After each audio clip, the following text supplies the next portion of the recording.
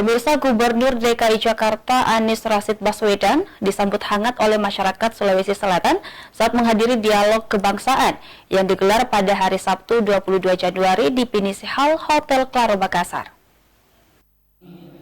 Ini stadion tadi dibangunnya di Jakarta Utara. Itu bayangannya kira-kira. Jadi, Gubernur DKI Jakarta Anies Rashid Baswedan melakukan kunjungan ke Kota Makassar untuk menghadiri beberapa agenda. Salah satunya adalah dialog kebangsaan yang bertajuk Masyarakat Sulawesi Selatan menyambut Anies Baswedan pada Sabtu siang di Pinisi Hotel Claro Makassar. Selain dihadiri oleh Anies Baswedan, acara yang digelar oleh Forum Entrepreneur Makassar ini juga dihadiri oleh Wakil Ketua DPRD Provinsi Sulawesi Selatan, Ketua DPRD Kota Makassar, tokoh-tokoh masyarakat, dan masyarakat umum yang berasal dari berbagai daerah di Sulawesi Selatan. Dalam dialog tersebut, Anies membeberkan keberhasilannya dalam membangun kota Jakarta.